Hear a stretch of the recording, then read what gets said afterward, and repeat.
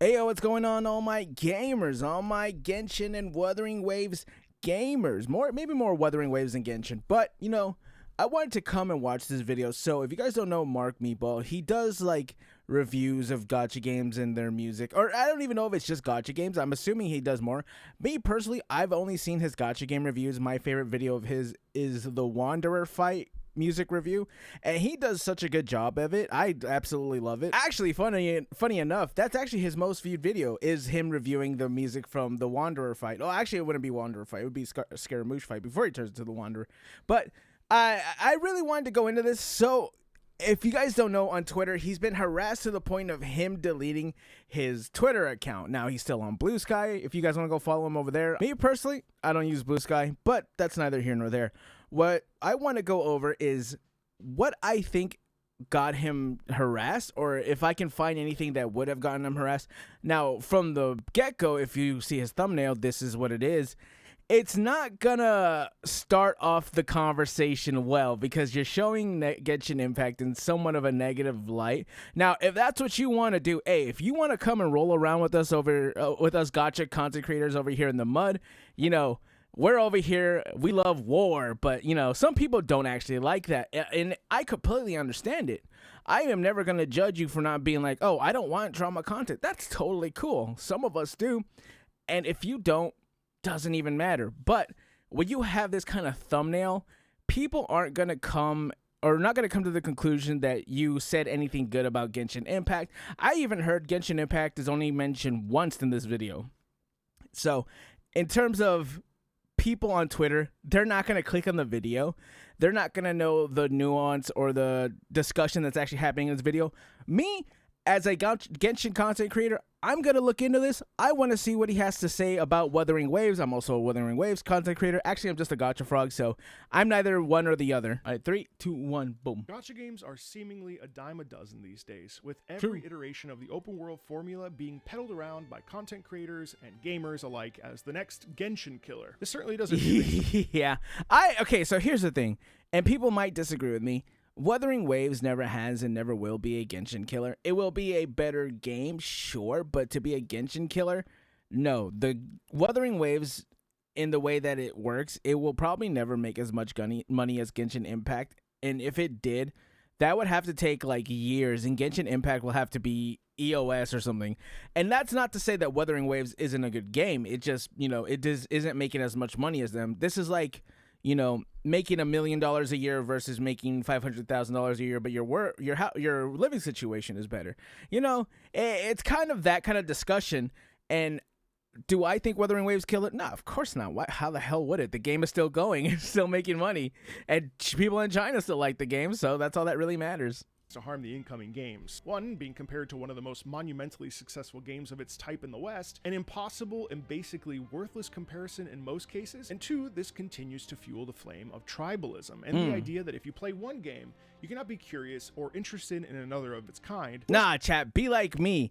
Be a gacha frog. Being a gacha frog is honestly the best way to play gacha games, because one, you get more content, and two, it's just like, it feels so freeing. I don't care what people say about Genshin Impact, and I don't care what people say about Wuthering Waves.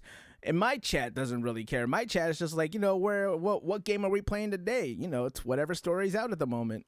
Or so the internet would have you think is the case. Kuro Games launched 1.0 in the middle of 2024, closely on the heels of its CBT2 beta test, which ultimately fell pretty flat. The launch of any new game is an incredibly delicate process, but the launch of a gacha game where... I should correct that. The launch was pretty awful. The launch was absolutely a catastrophe. The game, however, it was really good. People could tell that something was special about the game. That's why people didn't drop it. Audiences tend to be extremely harsh and deeply entrenched in preconceived notions and opinions is a near deadly one. Plenty of games have come out since Genshin's rise to fame that have been quickly snuffed out and altogether forgotten. That the risk involved on having a bad launch can be really catastrophic for a company if it's too similar to the king of the anime gacha space. Well, I played the personally highly anticipated launch of Wuthering Waves for myself, and ultimately landed on the idea that it was a good game that had enormous potential. but felt disappointing in its offerings. When it came to story and music especially. Exploration, its ecosystem, and especially the... I think the 1.0 story music was pretty decent. You know, at some points it kind of sounded like some Minecraft music. It was one song in particular, I don't know it off the top of my head. The story, you know, get to chapter 5. Chapter 5 is where it gets good. Or at least when Scar comes out, it gets good. The combat has never left me with a sour feeling. And in fact, I have quite enjoyed all of these features quite a bit ever since the original 1.0 release, and have played it consistently over the last 7 months. The music overall felt all over the place and with no particular sense of direction, and was a far cry from the melodically driven and powerful pieces of Kuro Games' first offering, Punishing Gray Raven. A game with music I enjoyed so much that I actually discovered a love for EDM that I didn't even know I had. 1.0 felt they have a lot of EDM? Rushed, and generic, with its somewhat muted colors, vast open spaces with not much to actually see that didn't feel kind of bland and samey, and music that ultimately wasn't bad, was just incredibly forgettable. Beyond these complaints, the gacha system, always a sticking point in these types of games, followed the tried and true formula of its rival in the space, offering up the 50-50 for characters instead of its previous PGR system of just needing to reach the hard cap of however many pulls it is, which felt more player-friendly and altogether more generous. I don't actually know how the pity works in PGR. Someone else is going to have to explain that to me. That said, the weapon banner was guaranteed at 80 pulls max, and Kuro has continued its player-forward model of making it fairly easy to accrue the necessary in-game currency in order to properly pull for characters as a free-to-play player. One I am not, but based on my conversations with free-to-play players, most have been pleased with their ability to play the game and receive characters they want, even when losing the 50-50. I don't think I would have gotten Carlotta if it wasn't 2.0. So I lost the Carlotta 50-50, I think, kind of early on, if not at least that first week. And if it wasn't for the amount of exploration that I have in Wuthering Waves, I don't think I would have gotten Carlotta as a free-to-play player, because I have put no money into this game. None of these characters really resonate in a way where I would want to spend money. The only one who does isn't even out, and it's Zanny. So if Zanny comes out and I don't get her, I'm probably going to spend money on her just to get her. But like, Rochia is nice, though. Rochia is a favorite of mine, but I probably won't get her. I hit hard pity and I have guaranteed for Carlotta, so this is going to be a 50-50 for Rochia. I don't think there's going to be that much Asterite left for me to get guaranteed Rochia, so it's like, you know, here goes, I guess. I know it's unrealistic and not financially lucrative for these types of games, but having the 50-50 player-unfriendly system go away while retaining the gacha component is something I hope to see as these games continue to dominate the market. I just don't want to see weapon banners in general. That's what people don't really talk about. People are like, yeah, the weapon banner is so friendly, it's so player-friendly. If it was that player-friendly, why do they have it? That's just something I've always asked, because, you know, Nikkei doesn't really have a weapon banner. I don't know. It's just me, though. I mean, if they're going to have it, they're going to have it. Who cares? Whatever.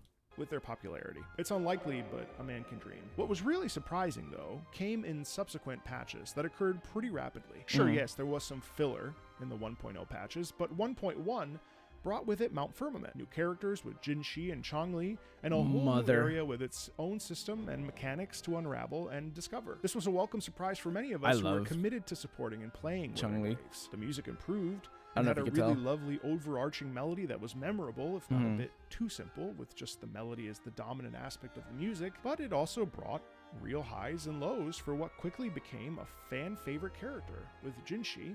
And I definitely think that 1.0 was probably the best story of 1.1 is probably the best story of the whole 1.0 patch, I think is how you say it. I think Mount Firmament was probably like the best one. Of being a Sentinel's Resonator. And then finally, later on in the 1.0 patches, we went to the Black Shores. Another, in my opinion, colossal victory for the continued vision of what Wuthering Waves was wanting to become. Hell yeah. Terrific, compelling characters, improvements to dialogue, character interaction, and the general quality of life became very high. I actually don't think these stories compare at all in 1.0. In fact, I think like there's only a Camellia story quests. Character quests are kind of whatever to me. I barely even do them. I have like every single one of them. I need to do encores. I will do encores because I know that one's like insane and actually very emotional. I'm ready to cry. I'm all about it. But like Shorekeepers, it was good. I did like it, but some things did bother me that I couldn't get over, like some of the story being finished off screen instead of you going in there and getting it. And it also feels a little bit too fast, where I kind of wanted to explore a little bit more for the Shorekeeper. Instead of doing something off stream, they should have just made the story longer, or made it one more patch of story. I think that would have been cool, but that's just me, my personal taste. Felt that Kuro Games was actively listening to player feedback. Devs listened it seriously, rather than just trying to make as much money as possible. Admittedly, there was still, I don't know, a bit of a wow factor that was missing. Sure, the worlds were visually stunning, and there were some incredible set pieces, but it still didn't have the thing that makes you want to come back day after day to live in and experience the world, at least generally speaking, and certainly for myself. Music as well was really starting to turn a corner and becoming less and less meandering, without any specific intention. This patch also focused a lot on sound quality that was reminiscent of Nier, which if you played those games, you can understand why that is a compliment of very high praise. These patches also felt to me like the beginning of a time period where it really felt like the game was trying to deviate from the many parallels to the big bad Genshin Impact.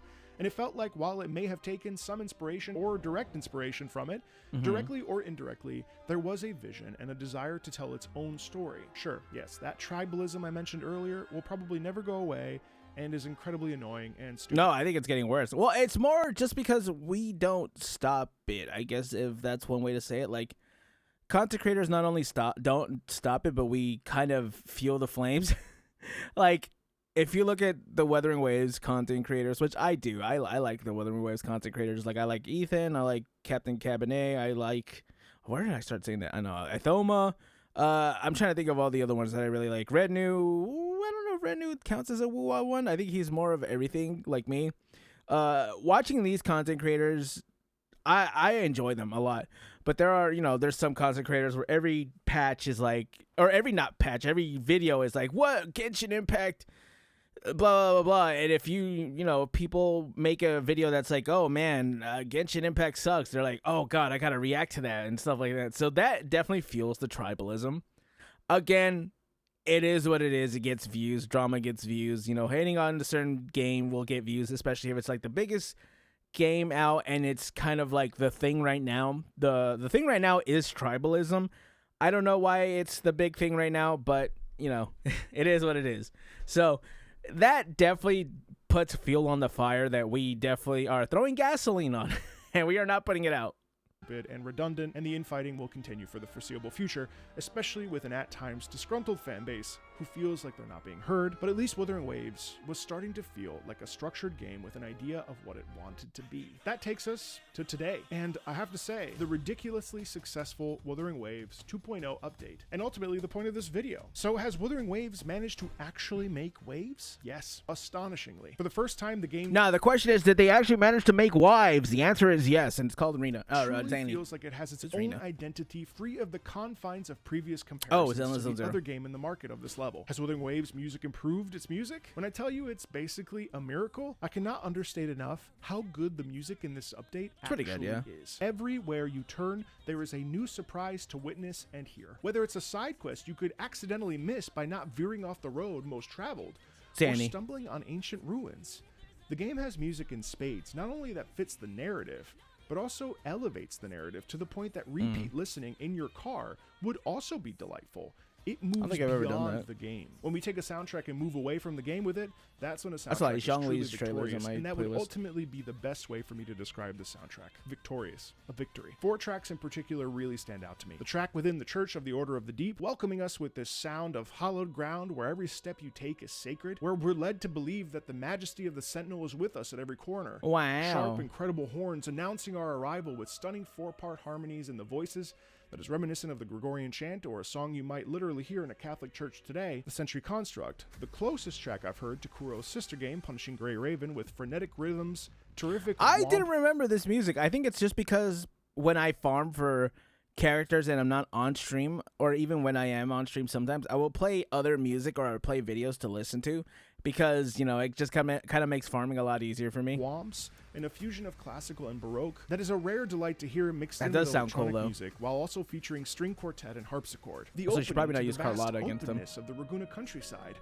a track with rights bought by Kuro Games called A Fairy Tale that sounds more befitting of a Witcher 3 intro or frfr than any other game I've played I do within love the gacha frfr. space that invites us into exploration and wonder with gentle vocals that provide us with curiosity and even warm our hearts to the warm hues of green and brown we experience in the countryside. The Lorelei boss fight, with echoes and references to Mozart. I unfortunately didn't get to enjoy the Lorelei boss fight.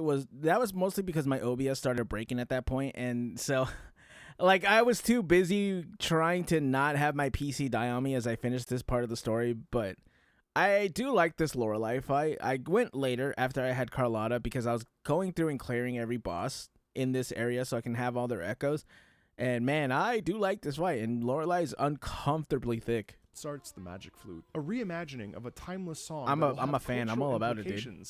Far deeper than one can even begin to consider, exposing millions of people to the power of opera as a musical medium, and that elicited this outrageous reaction out of me, a former professional opera singer. Wow, that's cool. Oh my god! Oh my god! No fucking way! Holy shit! Oh my god! They referenced Queen of the Night! And lastly, what's that? The menacing Elden Ring style FromSoft approach to the Dirge Dragon, whose size alone makes it a terrifying foe. Story reasons not mentioned for the spoilers. Harpsichord and strong male choir dominate this track as we step into a dark baroque. This does feel like Elden Ring. Well, I have something else to say about that. These tracks are only the tip of the iceberg when it comes to the variety on display here. Day and night tracks, a world quest with dynamic music featuring a truly modern twist on baroque music. It shifts into a combat version incredibly smoothly and then resets back. Dynamic music. The music on display is a masterclass in guiding players emotionally in a direction and letting them feel whatever the intended purpose or setting of an area may have been during the game design creation process. It's a huge win. Right. If 1.0 was disappointing, then 2.0 is a complete reversal. I think 2.0 music was really good, yeah. And I cannot help but recommend it to you for the music alone. More than anything, this game feels like a game first and a gacha game second. Oftentimes in this style of game, there can be a sense that the purpose of doing things around the world is ultimately to get you to keep going, to keep opening those gacha tabs, and spend those in-game currencies, or better yet, swipe your credit card. But in the case of WUWA 2.0, it doesn't feel this way in the slightest. Sure, it's there, but it feels like this game wants to be a Witcher or a Red Dead, but in anime format. It wants you to explore its world, see what it has to discover, and in a way, it lends... I'm kind of hard to believe that unless... after 2.1, I think after 2.1, I might have a little bit more of an idea of whether he's right or not. I mean, gacha games are gacha games regardless of what you want to say or how you feel. That's not, it doesn't really change that fact that it is a gacha game in every sense of the word and every step of the way. But I do think that Wuthering Waves is a good change of pace in terms of like devs listening to an open world game. Not a lot of open world games. Well, Genshin Impact as the open world game for Hoyoverse, it does seem really good. Or it doesn't seem really good for the fact that nothing's really changed in terms of quality of life. A lot of people don't actually mind that. You'd be surprised how many people still play it, don't care about the changes. They're like, I think I went into one of my friends' Twitch chat and someone was talking about Genshin Impact, and I said about how I thought quality of life changes really needed to come to Genshin Impact. They had no idea what I was talking about. So, like, the average player is not really going to care. And it's like, but still, Genshin Impact just needs some quality of life changes, and it would definitely turn the game around, which is what Wuthering Waves has shown, is that Wuthering Waves 1.0 definitely wasn't the breakout success it should have been, especially not with the launch day and how awful that was. But it's not... They basically scale in the late game, and that's kind of the most important thing. You just want to turtle up and scale into the late game, and that's kind of what Wuthering Waves has shown that people can do, and that's what you should do to be in the good graces of your fan base. It itself to an MMORPG experience, kind of. Not dissimilar to the wonderment and curiosity that a game like Guild Wars 2 can provide. I have that game, I just don't really play it. And who knows what you might see. In fighting between enemy factions? Sure. Old ruins that harbor a dark secret? You got that. A Wow. flying minigame where you're actually high as a kite and suddenly are flying with a boss from earlier in the game? I actually sucked at this mini game. I was actually very, very bad. It actually kind of sucked. Why not? There's spectacle everywhere throughout the landscape. I was surprisingly bad at flying. I don't know why. Flight was also something that was recently introduced as sort of gliding mechanic, and it is an incredible showcase of Kuro Games wanting to make something unique and its own. Traversal has always been something really important to these devs, and clearly this is the ultimate form of that, though I wonder what else they have in store for us for future expansions. Though, don't let anyone else tell you that, or don't let anyone else let you forget that this is only locked to Reseda. You can't do this in Huanglong. Flying is the pinnacle way to get or from the point Black A to Shores. point B, and the more you explore the regions, the more you're rewarded with stamina that allows you to fly further and longer, allowing you even more time to bask in the majesty of this incredibly inviting and well-designed world. As I mentioned, the world is layered in such a way that the mind can't help but want to see what's under the clouds or over the horizon. There is so much to see and explore and come across naturally, but if you want, Kuro Games has also made the process easier by giving you easy ways to proceed right to where you want to go. God damn it, saving you time and allowing you to get what you want to get done quickly and efficiently if you don't have a lot of time on your hands. I'm not going to spend a lot of time on this story, but it's also really good. I gotta say, I am so tired of every gacha game having these convoluted phrases or terms that I have to remember, and then having a character repeat themselves 30 times or That's just Honkai Star Rail. Like, Genshin Impact and Zenless Zone Zero don't do that. I mean, he's not comparing them. I'm comparing them. That's just what people have been saying. This is like an exact phrase that people have been saying about Honkai Star Rail. And yeah, I will go over to 3.0 when that comes out, but I definitely don't. I still think that the story is the weakest for Wuthering Waves, and it's okay. You don't really. How do I say this? The story being bad would be a lot worse if you didn't have other things to do.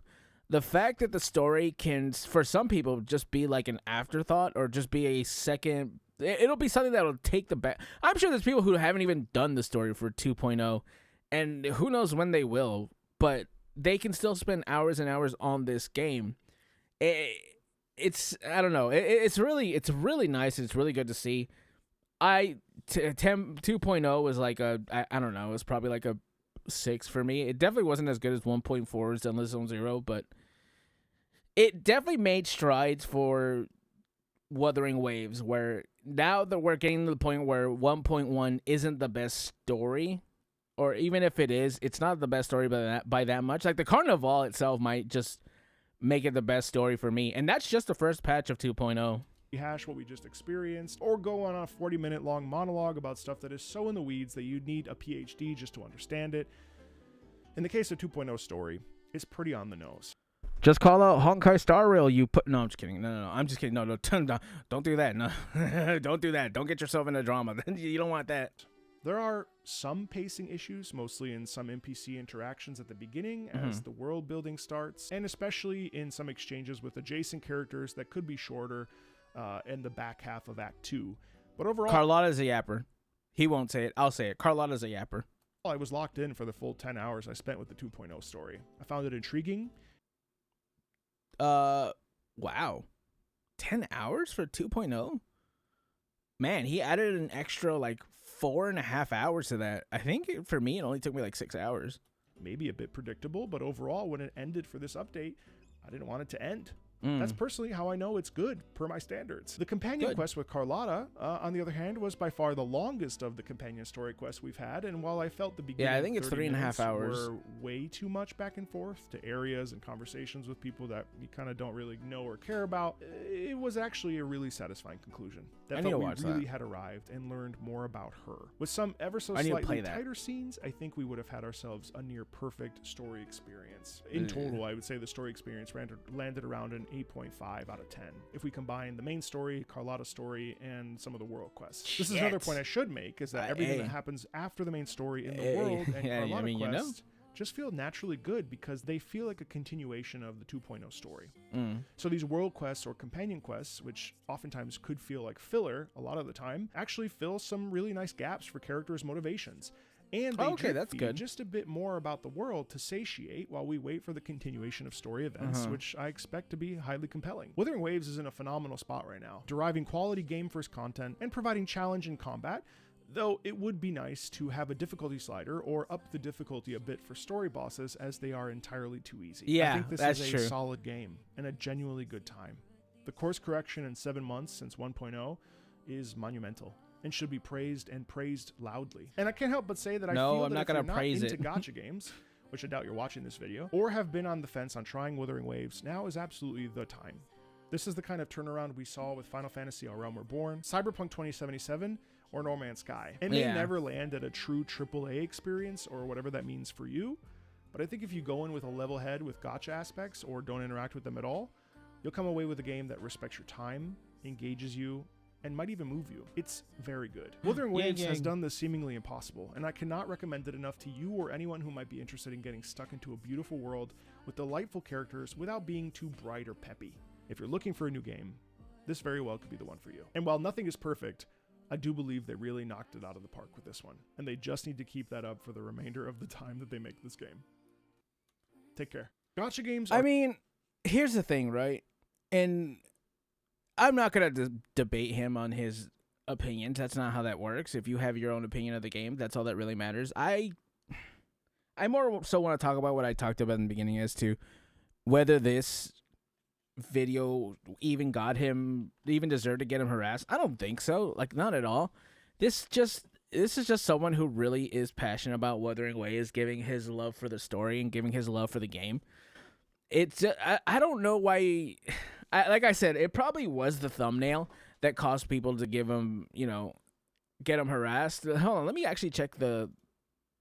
Yeah, he has like 100 dislikes to 5,000 likes. So it definitely was just people on Twitter who saw the thumbnail, wanted to be like, oh, why would you say that about Genshin Impact? Oh, now you're starting drama about Genshin Impact. It's really annoying. Trust me, I know it could get annoying, but the thumbnail definitely didn't help. And I think that was the only thing that really, because on Twitter, people are definitely going back and forth with these tribalism stuff. So I think you inadvertently got yourself stuck into that. But, I like this video. I definitely do. I like his insight to the music as someone who loves music myself. I didn't really get to enjoy 2.0 story too much. I mean, my favorite song is like the little echoes play when they're together, like the little band. I think it's super cute. I love the music in this game. But, I hope that he's still enjoying these gacha games. I am a Genshin Impact player myself. I will never harass for someone for just not liking Genshin Impact. Chat, I know you guys won't, but what's most important is I hope he's having a good time and enjoying the game. Comment, like, subscribe, channel. I'll catch you gamers in the next one. Bye.